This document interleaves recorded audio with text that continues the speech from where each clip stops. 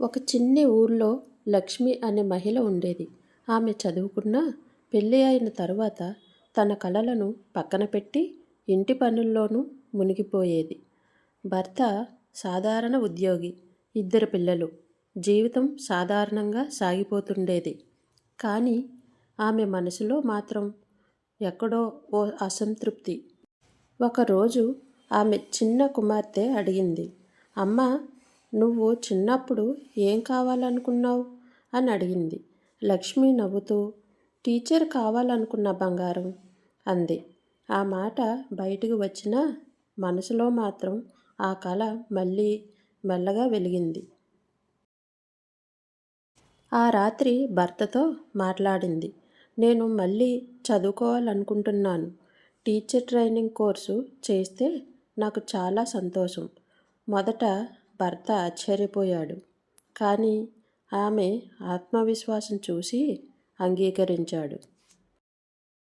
లక్ష్మి ఉదయాన్నే లేచి ఇంటి పనులు ముగించేసి పిల్లలను స్కూలుకు పంపింది. సైకిల్పై ట్రైనింగ్ సెంటర్కి వెళ్ళేది. మొదట్లో ఆమెను చూసి చాలామంది నవ్వారు.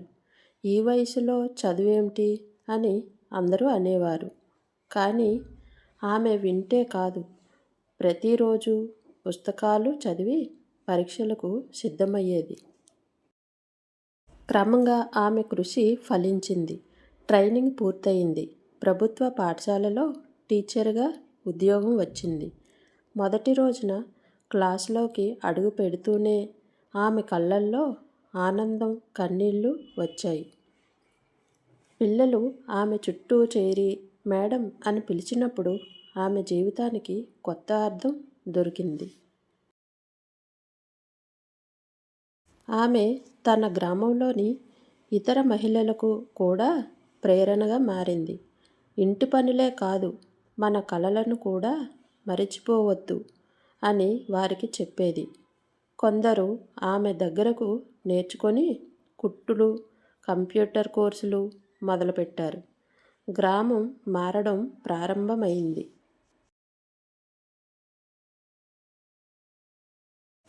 ఒకసారి గ్రామంలో మహిళా సమావేశం జరిగింది. లక్ష్మిని ప్రత్యేకంగా అతిథిగా ఆహ్వానించారు. ఆమె స్టేజిపై నిలబడి చెప్పిన మాటలు అందరూ హృదయాలను తాకాయి. మహిళ అంటే బలహీనత కాదు, ఆమె ఓ శక్తి. కుటుంబం, పిల్లలు, సమాజం ఆమె మీదే ఆధారపడి ఉంటాయని చెప్పింది. మనం మనపై నమ్మకం పెంచుకుంటే ఎవ్వరూ మనల్ని ఆపలేరు. కలలు వయసుతో ముడిపడి ఉండవు, మన ధైర్యంతో ముడిపడి ఉంటాయి. ఆ రోజు తర్వాత లక్ష్మి పేరు గ్రామమంతా మారుమ్రోగింది. ఆమె జీవితం సాక్షాత్తు స్ఫూర్తిదాయకంగా మారింది. నిజ జీవితంలో ఎదగాలంటే ధైర్యం, పట్టుదల, కష్టపడి పనిచేసే తత్వం అవసరం.